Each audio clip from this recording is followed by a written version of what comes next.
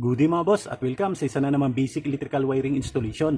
At ang gagawin nating tutorial ngayon ay kung paano mag-wiring ng 3 bulb controlled by one switch or parallel connection. Okay, nalatag na natin lahat ng mga wirings. Ngayon, bali itong dalawang wire na ito yung supply na galing breaker. Itong white na wire, ito yung ating line 2 o neutral. At itong black na wire, ito yung ating line 1 or hot wire. Ganon din dito sa mga bulb. Itong white na wire, ito yung line 2 o neutral. At ito naman, ito yung magiging return natin. Ito naman, ito yung white na wire, ito yung magsusupply, line 2 or neutral na magsusupply sa bulb 2 and 3. At ito naman yung supply ng line 1 na magsusupply din sa bulb 2 and 3.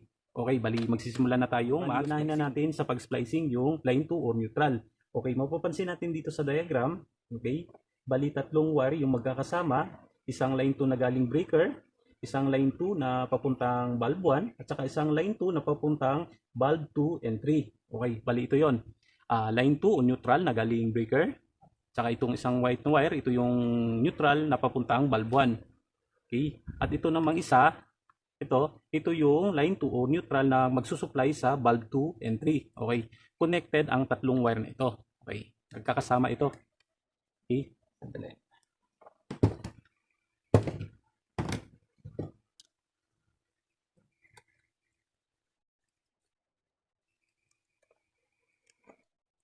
Okay, then sundan agad ng electrical tape.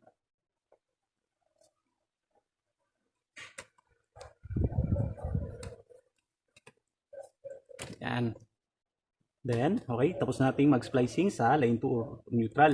And dito naman tayo sa line 1 or hot wire. Okay, bali itong isang wire na ito yung galing breaker, then isang wire na papunta namang switch. Bali itong dalawang wire na ito yung magkakasama.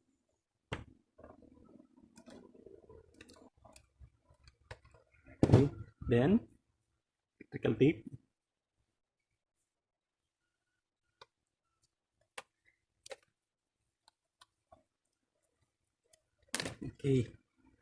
Okay, ngayon tapos na ang splicing itong supply. Ngayon, bali tatlong wire na yung natitira. Bali isang return na papuntang bulb 1, isang return na galing switch, at isang return na magsusupply sa bulb 2 and 3. Okay, bali dito sa diagram, tatlong wire magkakasama. Yung return na galing switch, galing bulb, tsaka yung return na papuntang bulb 2 and 3. Okay, bali itong tatlong ito is magkakasama o connected.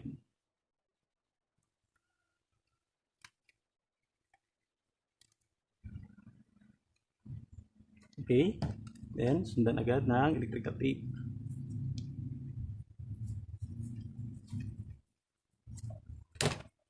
Okay, then natapos na itong splicing dito.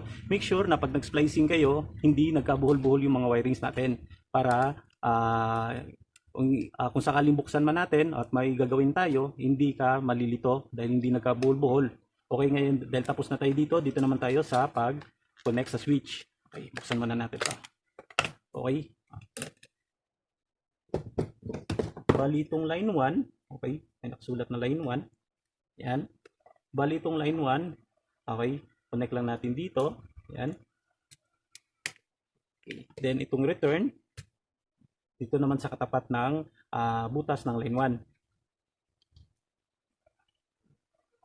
1. Okay. Then pwede na nating takpan.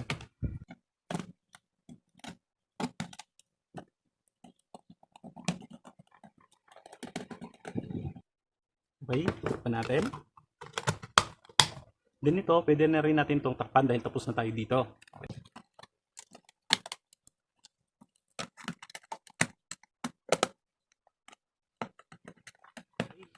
Okay, ngayon dito naman tayo para sa pag-wiring sa bulb 2. Okay, bali dito, tatlong wire yung magkakasama. Okay, isang line 2 na galing supply, isang line 2 na papuntang bulb 2, at isang line 2 naman na pagsusupply sa bulb 3. Okay, bali ito yon. Ako, line 2 na galing breaker, line 2 na galing bulb 2, saka isang line 2 na papuntang bulb 3. Okay, connected ang tatlong ito. Okay, kasama sila.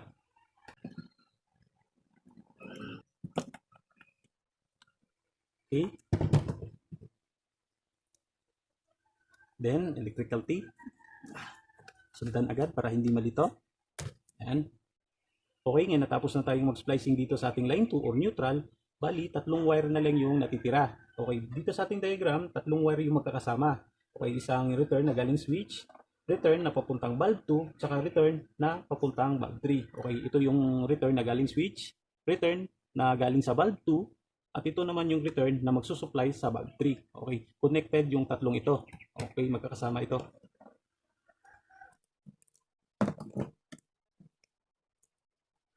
Okay, then sundan agad ng electrical tape.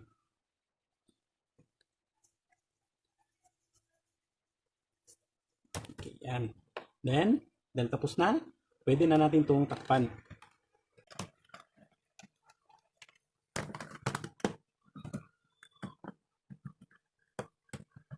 Okay, ngayon dito na tayo sa panghuli na bulb 3. Okay, bali apat na wire na lang yung natitira. Okay, ito yung line 2 of neutral na galing breaker. Okay, connected siya dito sa neutral ng bulb 3. Yan.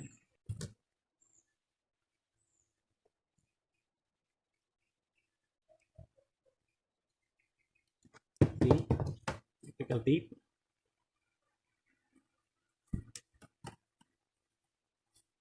Okay, yan.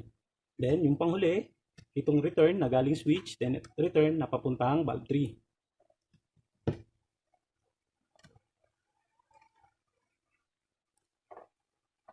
Okay, then electrical tape. Okay, then takpan na natin.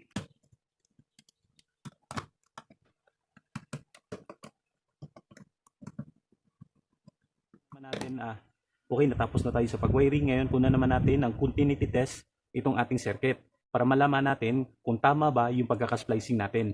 Okay, bali kunin natin itong tester, then set natin sa continuity test. Yan. Then, tingnan natin kung may reading. Okay. And pwede natin connect dito. Make sure na naka-operate yung breaker. Okay, ngayon, dapat pag on ng switch, dapat may reading. Pag in-off, wala. Pag in-on, meron. Pag in-off, wala. Okay. On, merong reading.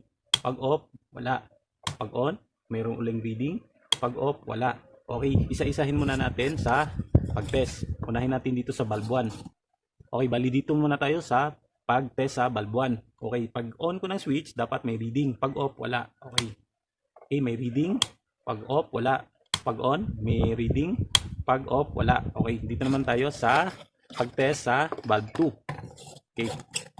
Gaya ng kanina, dapat pag on, may reading. Pag off, wala. Okay, on, may reading. Pag off, wala. Pag on, may reading. Pag off, wala. Okay. Ngayon, dito naman tayo sa mga tatlong receptacle. Okay. Pag on, may reading. Pag off, wala.